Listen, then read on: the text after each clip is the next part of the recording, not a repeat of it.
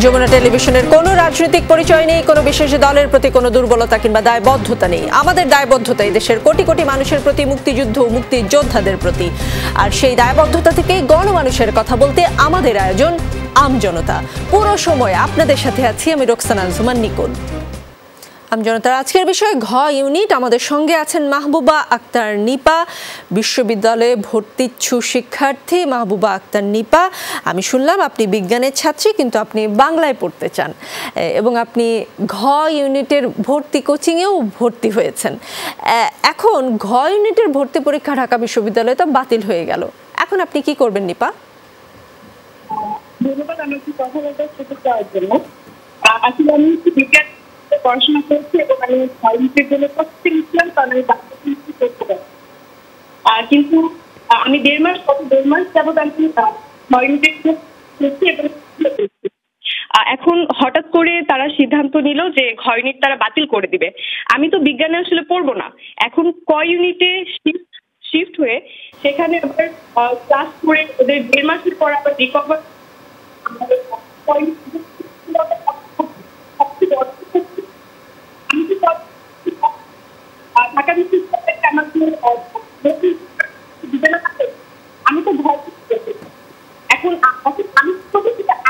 নিপা, আমি না আপনার কথাটা পুরোপুরি শুনতে বা বুঝতে পারছি না। আমাদের টেকনিক্যাল টিম নিশ্চয়ই চেষ্টা করবে আপনার কথা যেন স্পষ্ট আসে সেটা বুঝবার জন্য, কিন্তু এতটুকু বুঝেছি আপনার এক ধরনের স্বপ্নভঙ্গ হয়েছে।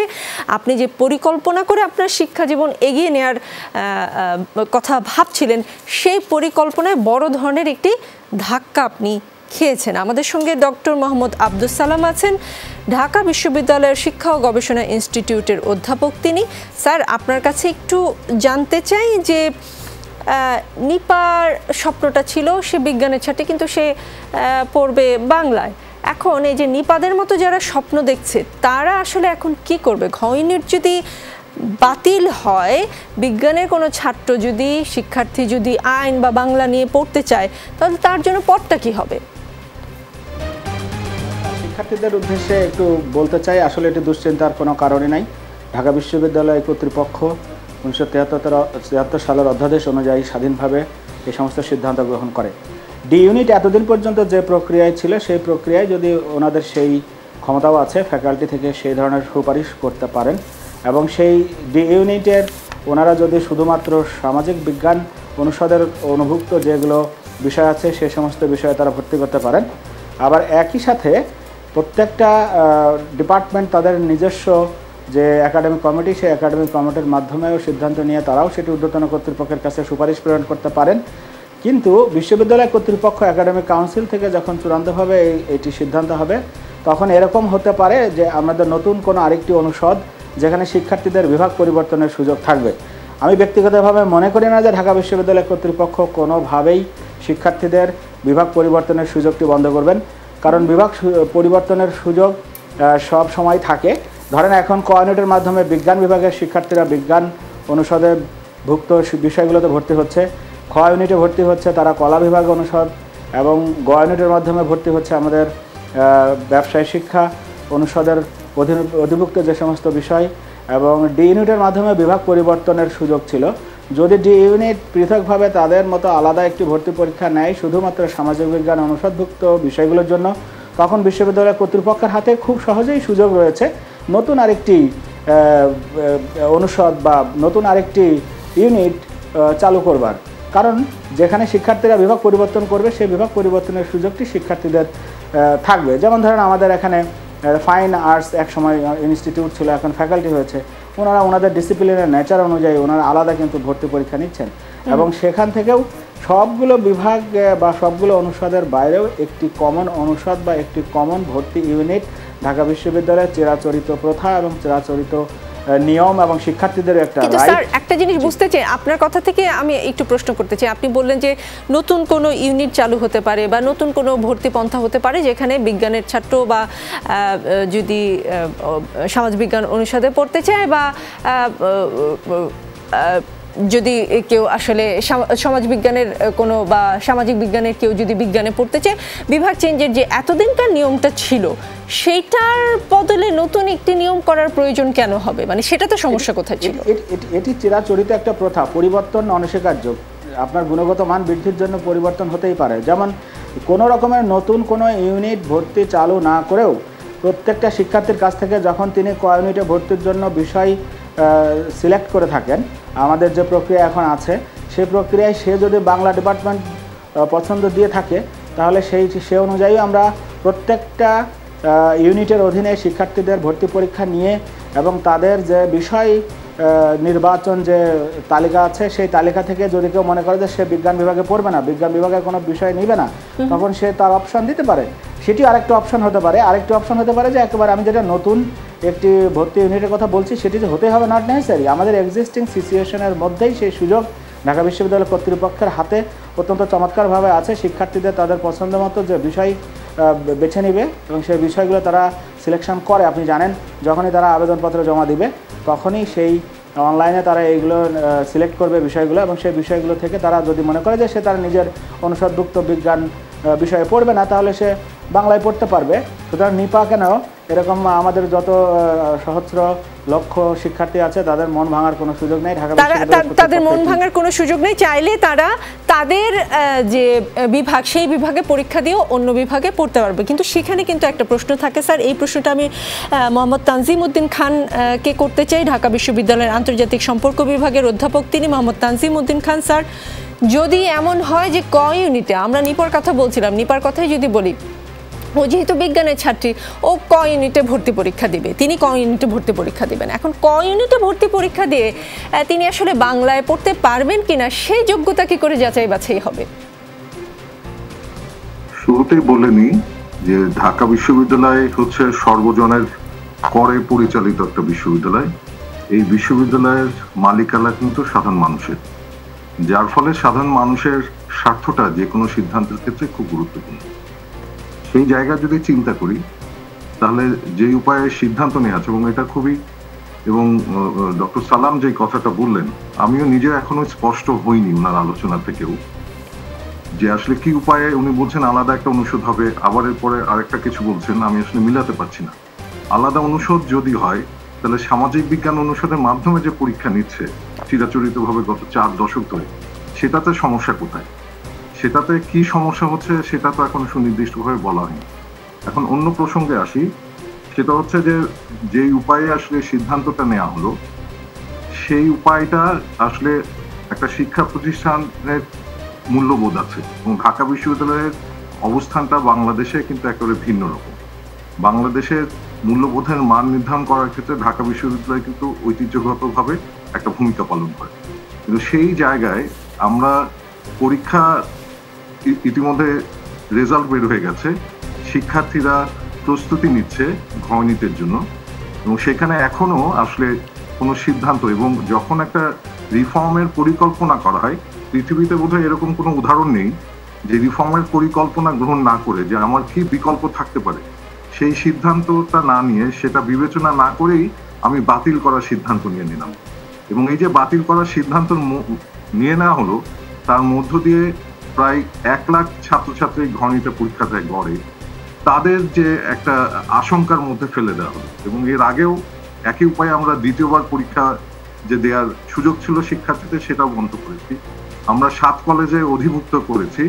কোনো যে স্বাভাবিক যে সিদ্ধান্ত প্রণয়ন প্রক্রিয়া আছে ঢাকা বিশ্ববিদ্যালয়ের, যদি আমরা 1973 অর্ডার দেখি, সেই অর্ডারের সাথে আসলে সঙ্গতিপূর্ণ না, এবং সেই জন্যই এগুলা নিয়ে অনেক আপত্তি হয়ে উঠেছে। এবং শুধু তাই না, আমাদের সামাজিক বিজ্ঞান অনুষদের পক্ষ থেকেও কিন্তু আমাদের রেজলিউশন আছে যে সামাজিক বিজ্ঞান অনুষদ ঘনিট রাখার পক্ষে।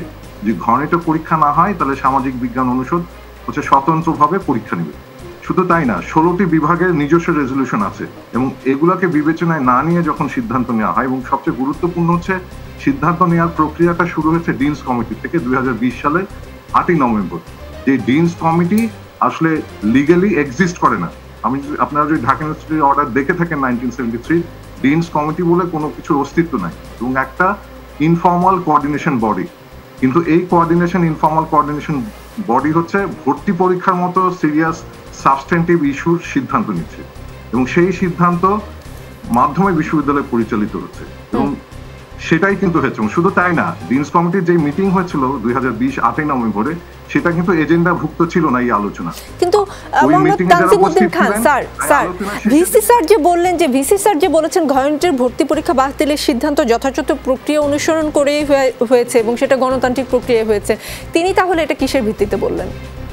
আমি নিজে হচ্ছে একাডেমিক কাউন্সিলের মেম্বার অধ্যাপক হওয়ার কারণে আমার কাছে সেই রেজলিউশনটা আছে এবং এটা খুবই ট্রিকি একটা রেজলিউশন। আমি পড়ে শোনাচ্ছি সবার জ্ঞাতার্থে এবং এটা আসলে আমার কাছে মনে হয় সঠিকভাবে উপস্থাপন করা হচ্ছে না এবং আমি একাডেমিক কাউন্সিলের সদস্য হিসেবে ওইখানে কোনো আলোচনা হয়নি এবং সামাজিক বিজ্ঞান অনুষদের যে রেজলিউশন আছে, সামাজিক বিজ্ঞান বিভাগের অনুষদের যে 16টা বিভাগ যাদের একাডেমিক কমিটি আছে, যে একাডেমিক কমিটি আসলে অ্যাডমিশন সংক্রান্ত প্রস্তাবনা পাঠিয়ে থাকে একাডেমিক কাউন্সিলে, তাদের রেজলিউশন গুলা কিন্তু পাঠ করা হয়নি। আমি শুধু সবার জ্ঞাতার্থে আমি এই রেজলিউশনটা পড়ছি। এটা হচ্ছে 18/8/2021 কার্যবিবরণীর অংশ সাধারণ ভর্তি, খুবই কৌতূহল উদ্দীপক। সেখানে আইটেম নাম্বার 62 বলা হচ্ছে অবহিত ও অনুমোদিত। আমি রিড আউট করছি কি লেখা আছে। 2020-21 শিক্ষাবর্ষে প্রথম বর্ষ স্নাতক ব্র্যাকেটের সম্মান শ্রেণীতে ভর্তির বিষয়ে সাধারণ ভর্তির কমিটির সুপারিশ অনুমোদন করা হয়েছে।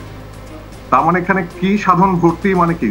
আমরা যে রুটিন সিদ্ধান্ত নেই, এটা দেখে আপাত দৃষ্টিতে মনে হচ্ছে কিন্তু রুটিন সিদ্ধান্ত, কিন্তু এই সিদ্ধান্ত আসলে এই যে সামাজিক বিজ্ঞান অনুষদের যে রেজলিউশন, আমাদের 16টা যে আমাদের একাডেমিক কমিটি আছে বিভাগীয় পর্যায়ে, তাদের রেজলিউশনের কোনো আলোচনা কিন্তু এখানে নেই।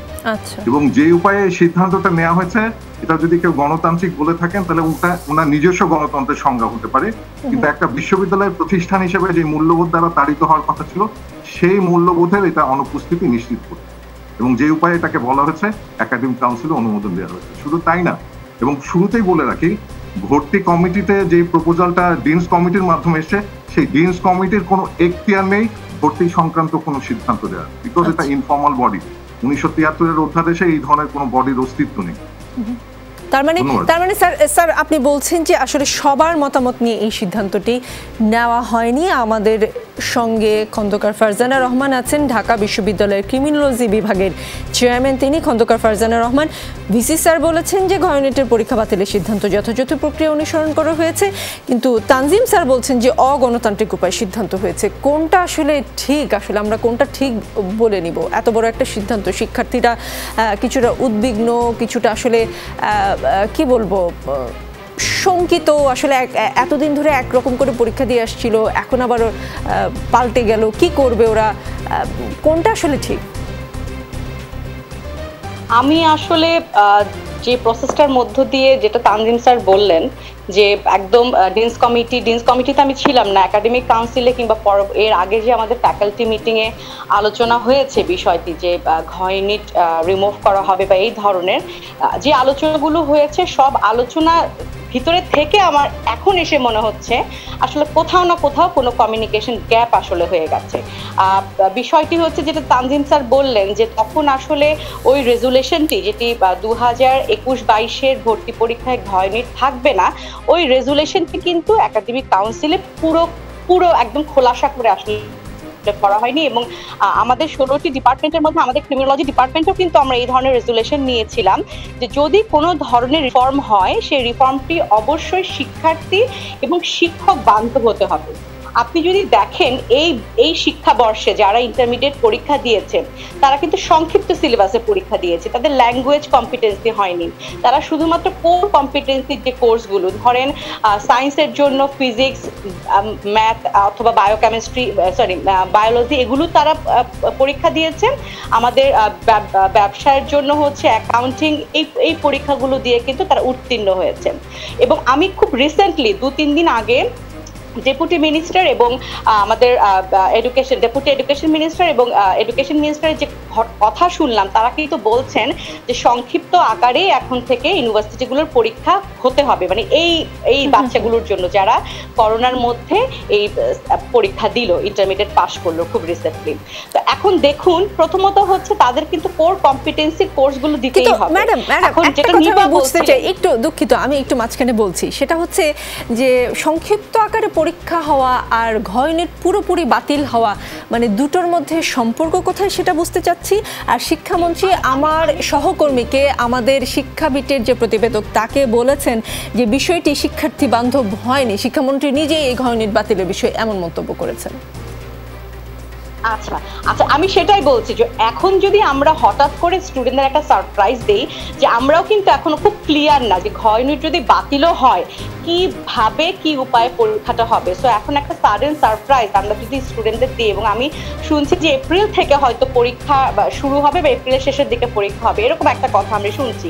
এই অল্প সময়ে স্টুডেন্টরা যেখানে খুবই আনক্লিয়ার প্রসেসটা সম্পর্কে, সেই জায়গায় আমার মনে হয় যে শিক্ষার্থীদের লেন্স থেকে আসলে বিষয়টি দেখা দরকার। মানে ঘ ইউনিট যদি বাতিল করেই দেওয়া হয় তাহলে সেই বিষয়টি সম্পূর্ণভাবে শিক্ষার্থীরা যেহেতু one of the important stake holders, তাদের বান্ধব হয়েছে কিনা, তাদের ফ্রেন্ডলি হয়েছে কিনা, আমার মনে হয় সেই জায়গাটা এখনো আলোচনার সুযোগ আছে। আমি তাহলে একটু এমন একজনের সঙ্গে কথা বলতে চাই, আমাদের সঙ্গে ফাহিম শিহাব রেওয়াজ আছেন।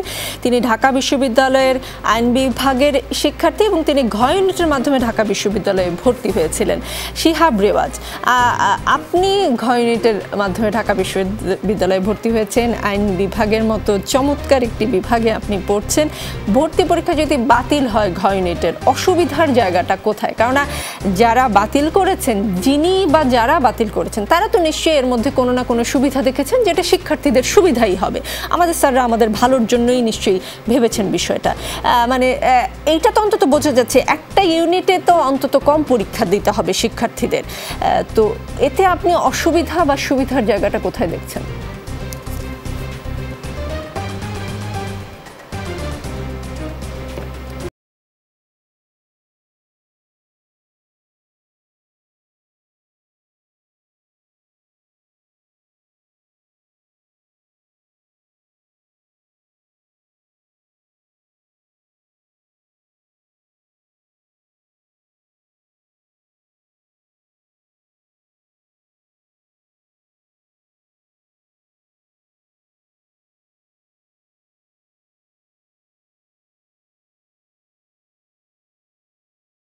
একদমই পরিষ্কার না। পরিষ্কার হলে আমি নিশ্চয়ই এই উত্তর শিহাবের কাছ থেকে পাবো। শিহাবের কাছ থেকে উত্তরটা পাওয়াটা খুব জরুরি ছিল। আমি ডক্টর মোহাম্মদ আব্দুল সালামের কাছে যেতে চাই এবং একটু বুঝতে চাই যে যিনি বা যারা বাতিল করেছেন ঘ ইউনিটের ভর্তি পরীক্ষার বাতিলের কথা বলছেন, তারা আসলে কোন যুক্তিতে বাতিলের কথা বলছেন? নিশ্চয়ই এটাতে পজিটিভ কিছু আছে, যেমন শিক্ষার্থীদের একটা ইউনিটে ভর্তি পরীক্ষা কম দিতে হবে। এছাড়া কি আর কোনো সুবিধা কথা ভাবা হয়েছে? আসলে আমি যেহেতু ওই কমিটির মধ্যে অন্তর্ভুক্ত নয়, আমিও ঢাকা বিশ্ববিদ্যালয় একাডেমিক কাউন্সিলের একজন সদস্য এবং আমি বিধান যতটা বুঝি এবং ঢাকা বিশ্ববিদ্যালয়ের আইনগত দিক যতটা বুঝি, আমি সেটি পরিষ্কার করতে চাই। আমি আসলে কারোর কোন যুক্তিতে ওনারা কাজটি করেছেন বা এর ভালো দিক বা মন্দ দিক, সেই দিকে আমি হয়তো দুটো কথা বলতে পারি ইন জেনারেল। প্রথম যে কথা, বিধি অনুযায়ী ঢাকা বিশ্ববিদ্যালয়ের প্রত্যেকটি বিভাগেরই কিন্তু রাইট আছে, তারা একাডেমিক কমিটি থেকে সিদ্ধান্ত নিয়ে ইভেন তারা বিভাগ ওয়ারি ভর্তি পরীক্ষাও নিতে পারেন। প্রত্যেকটা বিভাগ থেকে সুপারিশের ভিত্তিতে ওই ফ্যাকাল্টির অধীনস্থ সমস্ত বিভাগ যদি মনে করে যে আমরা একটি ফ্যাকাল্টির অধীনে, একটি ইউনিটের অধীনে ভর্তি পরীক্ষা নিব, সেটিও তারা নিতে পারেন, তাদের সেই রাইট আছে। আর ঢাকা বিশ্ববিদ্যালয়ের কেন্দ্রীয়ভাবে একাডেমিক কাউন্সিল থেকে যে প্রত্যেকটা শিক্ষাবর্ষের জন্য পৃথক ভর্তি কমিটি গঠিত হয়, আমি যতটা এখন পর্যন্ত জানি, এখন 2021-22 যে শিক্ষাবর্ষ বা 20-21-এর যে শিক্ষাবর্ষ, এই শিক্ষাবর্ষের জন্য ভর্তি কমিটি, কেন্দ্রীয় ভর্তি কমিটি যেটি গঠিত হয়, এবং সেই কেন্দ্রীয় ভর্তি কমিটির কোনো চূড়ান্ত কোনো অ্যাকশন প্ল্যান ঢাকা বিশ্ববিদ্যালয় একাডেমিক কাউন্সিলে অনুমোদিত হয়নি। কবে পরীক্ষা হবে, কবে কোন ইউনিটে হবে, কোন কোন ইউনিট হবে এবং কিভাবে হবে, এই বিষয়গুলো সেখানে চুলচারা আলোচনা এবং আলোচিত হয়। এবং সেই বিষয়গুলো আলোচনার পরে আমাদের যারা স্টেক হোল্ডার্স, তাদের কাছে সুনির্ধারিত একটি পরামর্শ এবং সুনির্দিষ্ট একটি নিয়মকানুন উল্লেখ করা হয় এবং সে অনুযায়ী ঢাকা বিশ্ববিদ্যালয়ের প্রত্যেকটি ইউনিট থেকে ভর্তি নির্দেশিকা প্রকাশ করা হয়। আমি অন্তত নিশ্চিত ঢাকা বিশ্ববিদ্যালয় কর্তৃপক্ষ এই বিষয়ে যথেষ্ট সচেতন এবং এখানে সামাজিক বিজ্ঞান অনুষদ থেকে যে সুপারিশগুলো গিয়েছেন, যেখানে আমাদের ম্যাডামও বললেন যে ওনারা যদি স্পষ্ট করে বলে দেন তাদের একাডেমিক কমিটির সিদ্ধান্ত থেকে রেজুলেশন যে আমরা আমাদের ভর্তি পরীক্ষা আমাদের এই ঘ ইউনিটের মাধ্যমেই নিতে চাই, হয়তো ওনারা বলেছেন যে শিক্ষার্থী এবং শিক্ষক বান্ধব যেন হয়, সেই একই সুপারিশ একাডেমিক কাউন্সিলে অনুমোদিত হয়েছে এবং সেখানে ডিনস কমিটির যে সুপারিশের কথা বলা হচ্ছে, যদিও ডিনস কমিটির বিষয়ে আমাদের তানজিম স্যার বললেন একটি বিষয়, আমি ওইদিকে যেতে চাচ্ছি না। আমি যেতে চাচ্ছি যে প্র্যাকটিস অনেক সময় আইনে পরিণত হয় এবং সবসময় আইনে স্পষ্টভাবে উল্লেখ থাকে, সেটি না বছর পর বছর ধরে যেটি চর্চা করা হয় সেটিকেও কিন্তু আমরা আইন হিসাবে বিবেচিত হয়। বিশেষ করে বাংলাদেশের আদালতও বলেন এবং আমাদের প্রতিষ্ঠান পরিচালনার ক্ষেত্রেও বলেন। ঢাকা বিশ্ববিদ্যালয়ের প্রতিষ্ঠান পরিচালনার কর্তৃপক্ষ নিশ্চয়ই সুচিন্তিতভাবে এই বিষয়ে সারা বাংলাদেশের সকল শিক্ষার্থীদের জন্য তাদের ভর্তি প্রক্রিয়া কী হবে, ভর্তি প্রক্রিয়ার বিষয় কী হবে, সেখানে ফান্ডামেন্টাল কোন কোন সাবজেক্ট থাকবে এবং সেখান থেকে কি কি বিষয়ে প্রশ্ন হবে এবং কোন ইউনিটে কত নম্বর থাকবে। এখন বাংলাদেশের শিক্ষা মন্ত্রণালয় পরীক্ষা নিয়েছেন বিশেষভাবে তাদের গুচ্ছ অনুযায়ী, যে কলা বিভাগ থেকে 3টি, বিজ্ঞান বিভাগ থেকে 3টি এবং ধরেন ব্যবসায় শিক্ষা থেকে 3টি, সেই অনুযায়ী ঢাকা বিশ্ববিদ্যালয়ে ভর্তি পরীক্ষা নেবে, সেটা আমি ব্যক্তিগতভাবে বিশ্বাস করি না। ঢাকা বিশ্ববিদ্যালয়ে ব্যক্তিগতভাবে বিশ্বাস করছেন, কিন্তু স্যার আপনার কথা থেকে একটা বিষয় কিন্তু উঠে এলো যে এর মধ্যে ঘয়নেট ভর্তি পরীক্ষা বাতিলের এক ধরনের ঘোষণা চলে আসছে, কিন্তু আসলে কোন প্রক্রিয়ায় ভর্তি পরীক্ষা, আগামী ভর্তি পরীক্ষা হবে সেটার বিষয়ে এখনো আসলে শিক্ষার্থীরা ক্লিয়ার না, বা একটা ধোয়াটে বিষয় রয়ে গেছে সম্ভবত। আমি একটু স্যার আমি আসছি আপনার কাছে, আমি শিহাবকে পেয়েছি। শিহাব, আপনাকে যে প্রশ্নটা করেছিলাম, আসলে শিক্ষার্থীদের মধ্যে এই সিদ্ধান্ত নিয়ে প্রতিক্রিয়া আপনি কি দেখছেন?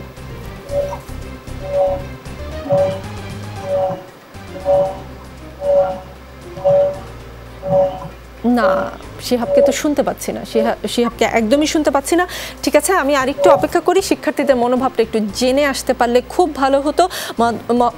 আমি বরং বিরতিই নিয়ে নেই, বিরতির পর যদি সবাইকে পাই আলোচনাটা আর একটু জমজমাট হতো। আমজনতা একটা বিরতি নিচ্ছি, ফিরে আসছি একটু। আমজনতা দেখছেন আজকের বিষয় ঘ ইউনিট। আমাদের সঙ্গে ঢাকা বিশ্ববিদ্যালয়ের আইন বিভাগের শিক্ষার্থী ফাহিম শিহাব রেওয়াজ আছেন। ফাহিম শিহাব রেওয়াজ, আপনাকে বিরতির আগে একটি প্রশ্ন করেছিলাম, আপনি যদি উত্তরটা দিতেন। শিক্ষার্থীদের মধ্যে ঘয়নেট বাতিলের বিষয়টি নিয়ে প্রতিক্রিয়া কি হচ্ছে? আচ্ছা, উত্তর দেওয়ার ক্ষেত্রে আমার সবার আগে তো কিছু ইনফরমেশন আসলে প্রয়োজন হয়, কিন্তু আমি যেটি দেখি যে আমি একজন 3য় বর্ষের শিক্ষার্থী আইন বিভাগের, এবং এই সূত্রেই আমি বি এবং ডি ইউনিটের আমার কিছু ছোট ভাই বোনদের পড়াই। তো তারাও যখন আমাকে প্রশ্ন করে, কিংবা আমার ক্যাম্পাসের বন্ধু বান্ধবরা যখন আমাকে জিজ্ঞেস করে যে ডি ইউনিট বাতিল হচ্ছে বা হতে পারে কিনা, কিংবা হলে কিভাবে এক্সামটি হবে, ভালো হবে কিনা, সেই ক্ষেত্রে কিন্তু আমার বলার বিশেষ কিছু থাকে না। কারণ আমাদের শিক্ষার্থীদের কাছে, ঢাকা বিশ্ববিদ্যালয়ের শিক্ষার্থী এবং যারা পরীক্ষার্থী, দু ধরনের শিক্ষার্থীদের কাছেই আসলে তথ্য অনেক বেশি কম। এবং আমরা যদি দেখি যে জাহাঙ্গীরনগর বিশ্ববিদ্যালয়ে একটি জনসংযোগ কার্যালয় রয়েছে, এবং এটি যে এতদিন ধরে আছে এটি কিন্তু আমরা জানতাম না। আমরা জানলাম কখন? যখন শাহজালাল বিশ্ববিদ্যালয়ের ভিসি, যার বিরুদ্ধে আন্দোলন হচ্ছিল, তার যখন একটি ক্ষমা চাওয়ার প্রসঙ্গ আসলো, তখন এটি জানানো হলো।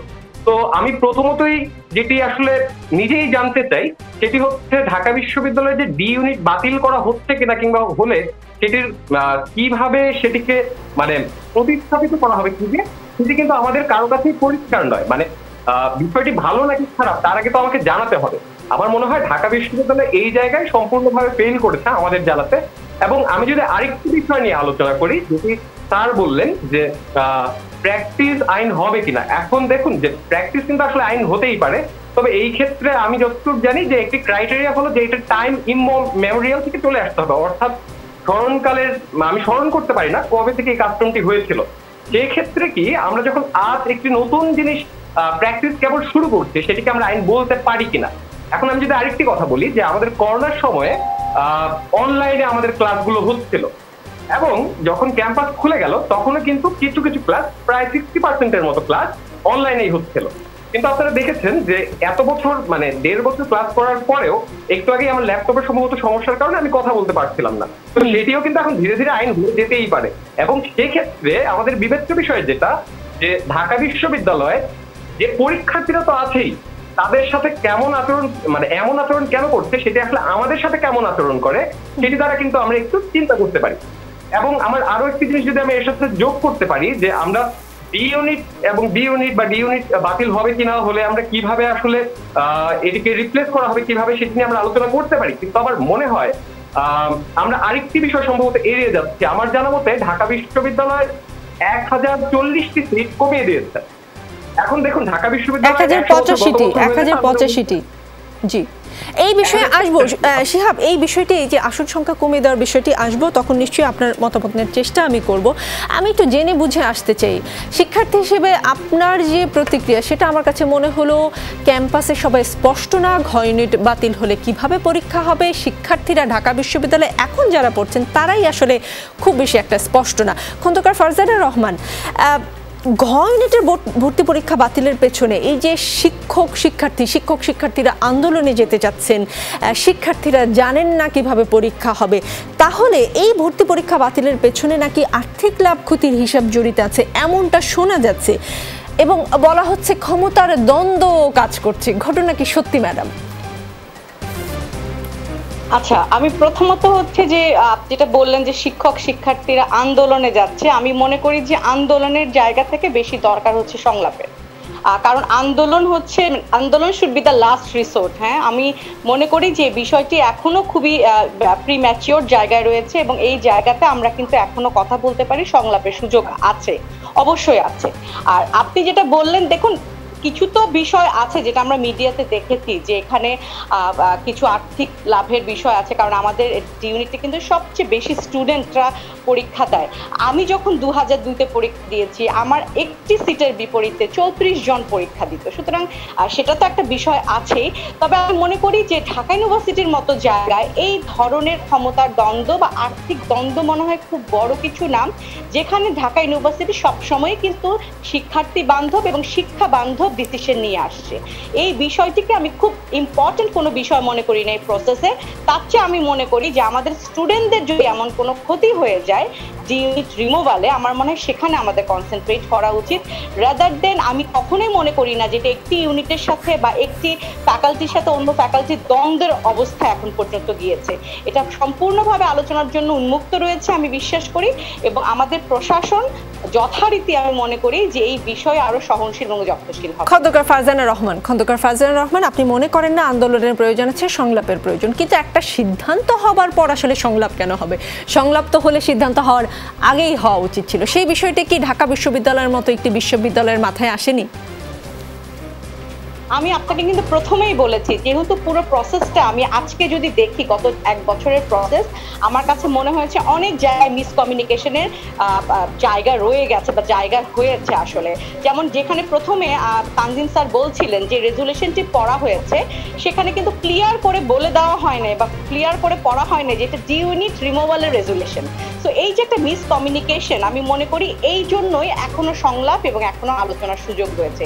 এবং গত ভর্তি কমিটির মিটিংয়ে কিন্তু আমাদের ডিন মহোদয় সহ আরো কয়েকজন বেশ সরব ভাষায় বলেছে যে এই বিষয়টি ডি ইউনিট রিমুভালের বিষয়টি রিভিজিট করা উচিত, এবং এটা রেস্টোরেশনের জন্য যদি জায়গা নাও থাকে, চেঞ্জ বা পরিবর্তন অবশ্যই যদি পজিটিভ হয় স্টুডেন্টদের জন্য সেটা অ্যাকসেপ্টেড, বাট কোনোভাবে আমার মনে হয় যে এই বছর এরকম একটা সারপ্রাইজ দিয়ে স্টুডেন্টদের যাতে আমরা কোনোভাবে ভিক্টিমাইজ না করি, কারণ এই ছোট বাচ্চাগুলো কিন্তু অলরেডি করোনার জন্য বিভিন্নভাবে ভিক্টিমাইজড হয়েছে, তাদের শিক্ষা জীবন অনেক ব্যাহত হয়েছে।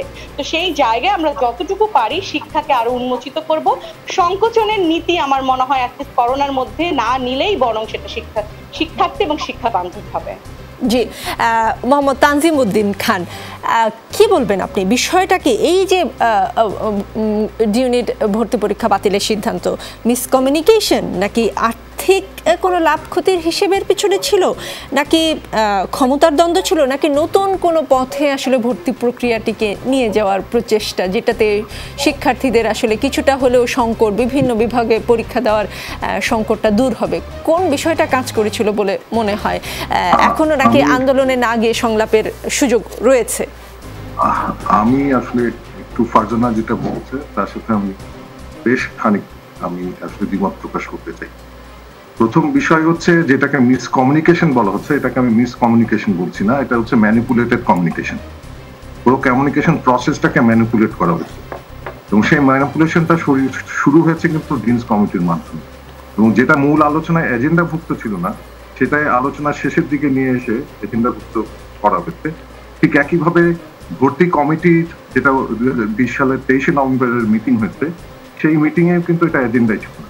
এবং আমরা যতদূর জেনেছি ওই ভর্তি কমিটির যে সিদ্ধান্ত, গৃহীত সিদ্ধান্ত, সেখানে আসন সংখ্যা বন্টনের ব্যাপারটা লিপিবদ্ধ থাকলেও এটা যে বাতিল করা হবে সেই সিদ্ধান্ত কিন্তু গৃহীত হয়নি। কিন্তু এর মধ্যে দিয়ে এবং এই আলোচনা তখনও কিন্তু আলোচনার মধ্যেই ছিল এবং আলোচনার মধ্যে থাকা অবস্থায় এবং সামাজিক বিজ্ঞান অনুষদ সবচেয়ে বড় অংশীদার। আপনি যদি ছাত্র ভর্তির সংখ্যা দিয়ে দেখেন, আমরা হচ্ছে সবচেয়ে বড় অংশীদার এবং আমাদের পক্ষ থেকে যে রেজলিউশন গুলা গেল সেগুলাকে বিবেচনায় নেওয়া হলো এবং সেইটা 1973 সালের যে অর্ডার সেটার সাথে আসলে আমার কাছে মনে হয় সাংঘর্ষিক। বিশেষ করে ওটা যে শিডিউলটা আছে, ফার্স্ট স্ট্যাটিউট আপনার যদি দেখে থাকেন 95 সেখানে কিন্তু স্পষ্টত বলা আছে the academic committee shall deal with admission of student এবং সেইটাকে বিবেচনা এবং একাডেমিক কমিটি 16টা একাডেমিক কমিটি রেজলিউশন নিল, সেটাকে আপনি বিবেচনায় নিলেন না। আর একাডেমিক কাউন্সিলের যে উপায়ে অনুমোদনটা নেওয়া হলো সেটা বিশ্ববিদ্যালয়ের উচ্চশিক্ষার প্রতিষ্ঠান হিসেবে একটা মূল্যবোধ তাড়িত প্রতিষ্ঠান হিসেবে যে বৈশিষ্ট্যটা আমাদের আছে সেই বৈশিষ্ট্যের সাথে এটা একেবারেই সংযুক্ত এবং আমি রেজলিউশনটা পাঠ করেও শোনালাম যেভাবে অনুমোদনটা এবং অবহিতকরণ এবং অনুমোদন এটা নিয়ে কিন্তু কোনো আলোচনা হয়নি এবং একাডেমিক কাউন্সিলে কিন্তু একাডেমিক কমিটি কর্তৃক প্রেরিত যে রেজলিউশনগুলো 16 একাডেমিক কমিটির ফ্যাকাল্টি রেজলিউশন সেটা নিয়ে আলোচনা সাপেক্ষে কিন্তু এই সিদ্ধান্ত নিতে হবে। তো সেই ধরনের কোনো কিছু একেবারে এই রেজলিউশন কিন্তু আমি স্পষ্ট করে রিড আউট করলাম, তার মধ্য দিয়ে স্পষ্ট এটা আসলে মিসকমিউনিকেশন। তাহলে যদি মিসকমিউনিকেশন নাই হয় মোহাম্মদ তানজিমউদ্দিন খান, বিষয়টা কি এইরকম যে পরীক্ষার্থীদের কাছ থেকে আদায় হওয়া ভর্তি ফি সামাজিক বিজ্ঞান অনুষদেই আসে এবং এই অর্থ দিয়ে পরীক্ষা যেহেতু পরিচালিত হয়, ক্ষেত্রে কলা অনুষদের ভর্তি ইচ্ছুক শিক্ষার্থীদের সংখ্যা সামাজিক বিজ্ঞান অনুষদের অর্ধেকের মতো, মানে প্রায় সব অনুষদ থেকেই আসলে এই ডি ইউনিটে ভর্তি পরীক্ষা দেবার জন্য ফর্ম কেনা হয়, মানে সংখ্যাটা বিপুল এবং এই বিপুল অঙ্কের টাকা সামাজিক বিজ্ঞান অনুষদের আন্ডারে আসে। তাহলে এই ধরনের কথা যদি কেউ বলে যে এই যে বিপুল আয়, এই আয়ের জন্য কোথাও কোনো কিছু এই আপনি যেটাকে আসলে ভুলভাবে কমিউনিকেশন বলছেন সেইটার পেছনে এটাই কাজ করেছে। ভুলভাবে কমিউনিকেশন বলছি না, আমি বলছি ম্যানিপুলেটেড কমিউনিকেশন। জি, সেইটাই কি এটার কারণ হতে পারে? আমি একদম সরাসরি আপনাকে প্রশ্নটা করলাম। আমরা ইনফ্যাক্ট আমি এবং আমার সহকর্মী সামিনা লুৎফা আমরা একটা পত্রিকায়, দৈনিক পত্রিকায় কিন্তু লিখেছি এই বিষয় এবং এই বিষয়টা কিন্তু আমরা আলোকপাত করেছি যে এই যে ভর্তি, বিশেষ করে আমার কথা হচ্ছে স্টুডেন্টদের যে কষ্ট লাঘব, সেই কষ্ট লাঘব খুবই জরুরি, এটা নিয়ে আমাদের কোনো দ্বিমত নেই।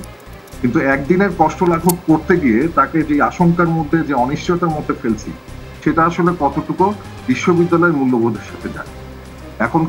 এবং যদি আপনাদের কষ্ট লাঘব করতে হয়, এটা কিন্তু দীর্ঘমেয়াদী আলোচনার প্রেক্ষিতে একটা সার্বিক রিফর্ম আমাদেরকে যেতে হবে, এটা আমরা সবসময় বলে আসছি। কিন্তু একটা পার্টিকুলার ইউনিটকে যখন লক্ষ্য করে এই ধরনের সিদ্ধান্ত নেওয়া হয় অল অন এ সাডেন এবং আলোচনার মাঝামাঝি অবস্থায় সিদ্ধান্তটা অনুমোদন নেওয়া হয় এরকম একটা ম্যানিপুলেটেড কমিউনিকেশনের মাধ্যমে, তখন এই আলোচনাটা খুব গুরুত্বপূর্ণ হয়ে যায়।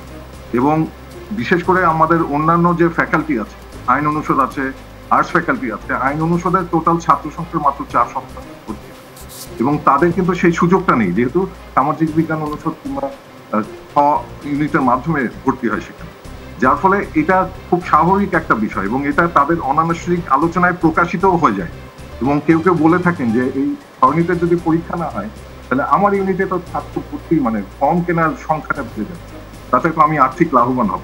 এই আলোচনাগুলো কিন্তু অনানুষ্ঠানিক ভাবে আছে এবং সেখান থেকে এটাকে কিন্তু আউটরাইটলি এই আলোচনাটাকে বাতিল করার সুযোগ নেই যে এই ভর্তি পরীক্ষা ইউনিটের বাতিল করার পেছনে রাজনৈতিক অর্থনীতি একটা গুরুত্বপূর্ণ ভূমিকা পালন করে। তার সাথে আরেকটা বিষয় আমি বলি, আমাদের যে ইউজিসির যে 20 বছর মেয়াদী যে কৌশলপত্র, সেই কৌশলপত্র আপনারা যদি পড়ে থাকেন শিক্ষা সংকোচনের কথা বলছে এবং শিক্ষা সংকোচনের প্রথম খরচটা কিন্তু নামার ক্ষেত্রে যাদেরকে লক্ষ্য করা হয়েছে, লক্ষ্যবস্তুতে পরিণত করা হচ্ছে, সেটা কিন্তু বলার বিষয় এবং সেই আশঙ্কা থেকেই হয়তোবা আমার কাছে মনে হচ্ছে যে এই ধরনের যদি হয় শেষ পর্যন্ত এই কৌশলপত্র বাস্তবায়িত হয় তাহলে কিন্তু প্রথম খড়গটা নামবে কলার উপর, কলার যে বিষয়গুলো সেই খড়গ যেন নামার আগেই তাদের নিজস্ব স্টেকটা আরো শক্তিশালী করতে পারে, সেই জন্য এটা একটা মানে এটা আমার অনুমান, সেটাও একটা ওই একটা আশঙ্কা থেকেও এই ধরনের একটা সিদ্ধান্ত হতে পারে।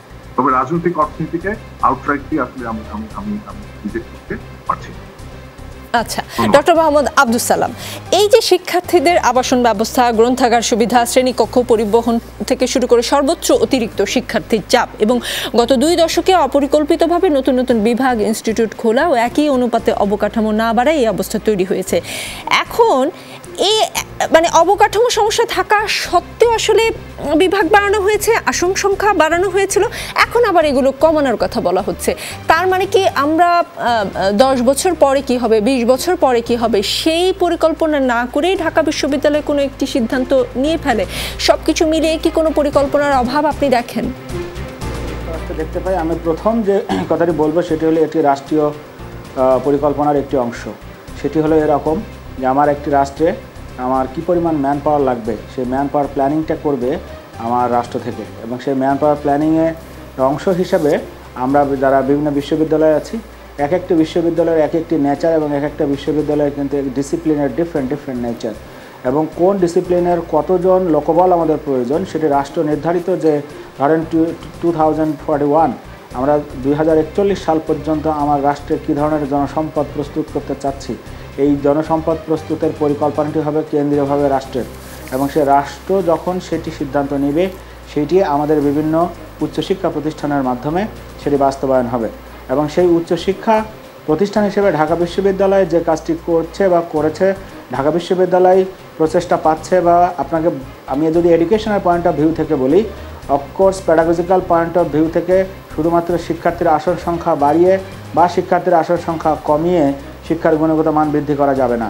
এটি হয়তো একটি মাত্র ক্রাইটেরিয়া যে আমার একজন শিক্ষকের অনুপাতে কতজন শিক্ষার্থী থাকবে, এবং সেটি যদি আমাদের ইউনিভার্সিটি গ্রান্টস কমিশনের পক্ষ থেকে পরিষ্কার নির্দেশনা কৌশলপত্রে যেভাবে উল্লেখ করা হয়েছে সেভাবে যদি করতে হয়, তাহলে আমার শিক্ষার্থীর আসন সংখ্যা না কমিয়েও আমরা অন্যান্য যে সমস্ত সুযোগ সুবিধা রয়েছে, আমি শিক্ষক সংখ্যা বৃদ্ধি করতে পারি যদি আমার রাষ্ট্র সেটি বহন করতে পারে, আমি আমার হলের সংখ্যা, আবাসনের সুযোগ বৃদ্ধি করতে পারি যদি রাষ্ট্র সেটি বরাদ্দ দিয়ে থাকে, আমি আমার লাইব্রেরির ফ্যাসিলিটিস বাড়াতে পারি যদি রাষ্ট্র সেই বরাদ্দটি দিয়ে থাকে, যেহেতু এটি যদিও স্বায়ত্তশাসিত কিন্তু পাবলিক ইউনিভার্সিটি, সুতরাং রাষ্ট্রের অর্থ দ্বারা এটি পরিচালিত হয়। সুতরাং রাষ্ট্রের যে ম্যান পাওয়ার প্ল্যানিং সেটি অনুযায়ী যদি আমরা সেই কাজগুলো করতে পারি, তাহলে আমার মনে হয় না যে এই যে দ্বিধা বিভক্ত বা আমাদের যে কনফিউশন বা আমাদের যে নানা রকমের তথ্যের যে গ্যাপের কথা বলা হচ্ছে, এখন ঢাকা বিশ্ববিদ্যালয়ের অতি দ্রুত সময়ের মধ্যে যে কাজটি করা উচিত, যেখানে লক্ষ লক্ষ শিক্ষার্থী স্বার্থযুক্ত, অভিভাবকরা যুক্ত, এবং আমরা প্যান্ডামিকের মধ্যে দিয়ে যাচ্ছি, খুব দ্রুততম সময়ের মধ্যে পরিষ্কার কিছু নির্দেশনা সারা জাতির সামনে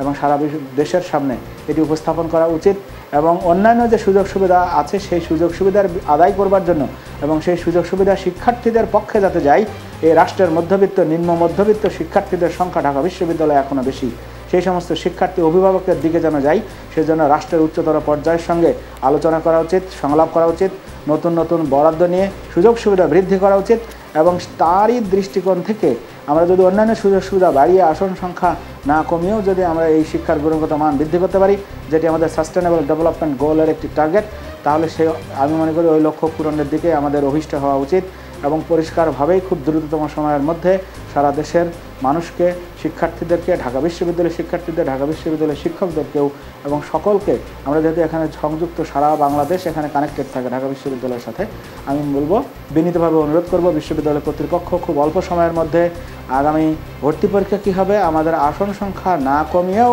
অন্যান্য সুযোগ বৃদ্ধি করে কীভাবে শিক্ষার গুণগত মান বৃদ্ধি করা যায় সেদিকে দৃষ্টি দেওয়ার জন্য আমি বিনীত অনুরোধ করছেন। শিহাব, এখন একটু জানতে চাই যে আপনি যেটা বলছিলেন ওই প্রসঙ্গটা চলে এলো, 1085টি সিট কমানোর সিদ্ধান্ত নিয়েছে ঢাকা বিশ্ববিদ্যালয়, উচ্চশিক্ষাকে প্রয়োজন ও দক্ষতা ভিত্তিক করতে এই উদ্যোগ নেওয়া হচ্ছে বলে বিশ্ববিদ্যালয় কর্তৃপক্ষ জানিয়েছে। এটা নিয়ে শিক্ষার্থীদের রিয়াকশনটা কিরকম?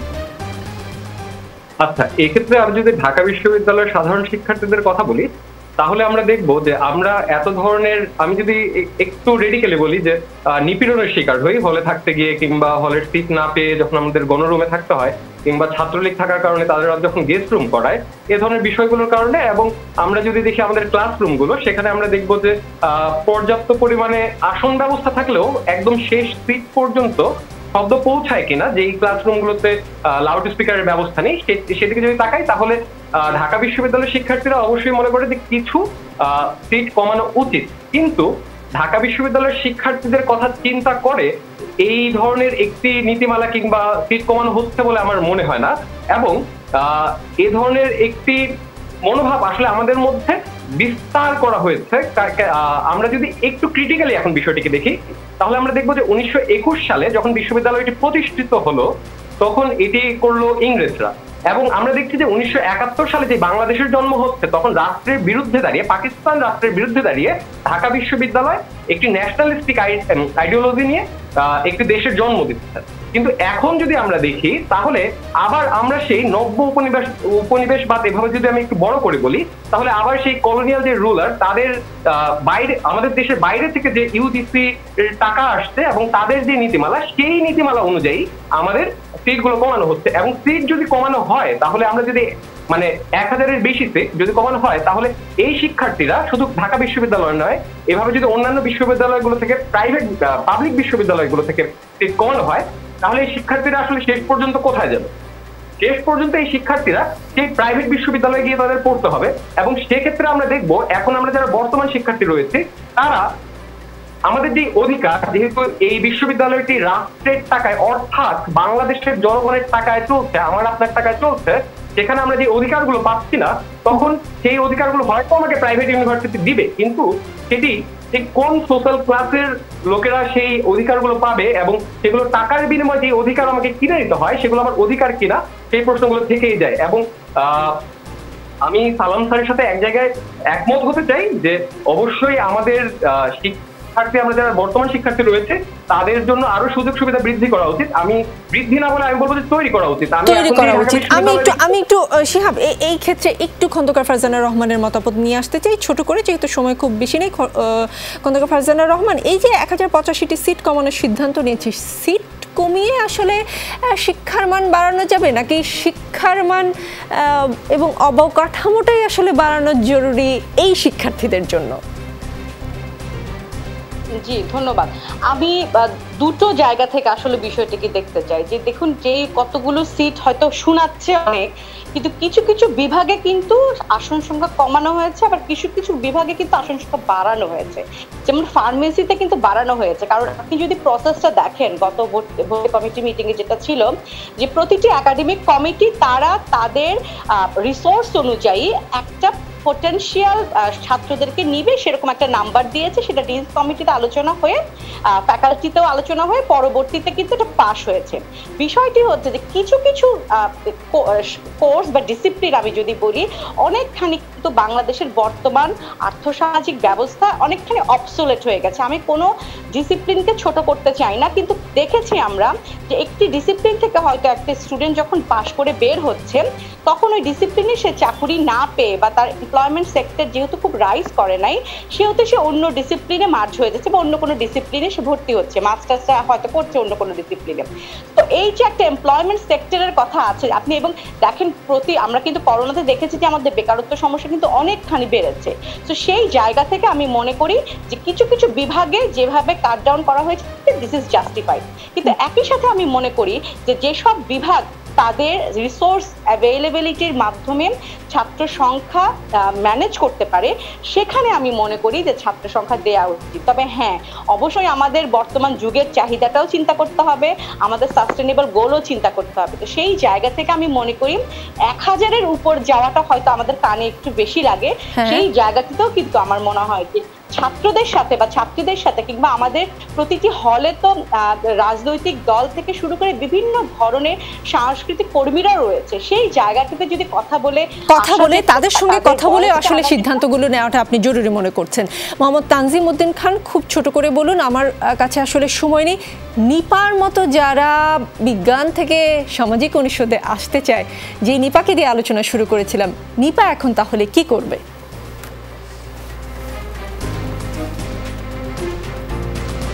স্যার, আপনাকে শুনতে পাচ্ছি না, আনমিউট করতে হবে। নিপারা অনিশ্চয়তায় থাকবে, আশঙ্কার মধ্যে থাকবে।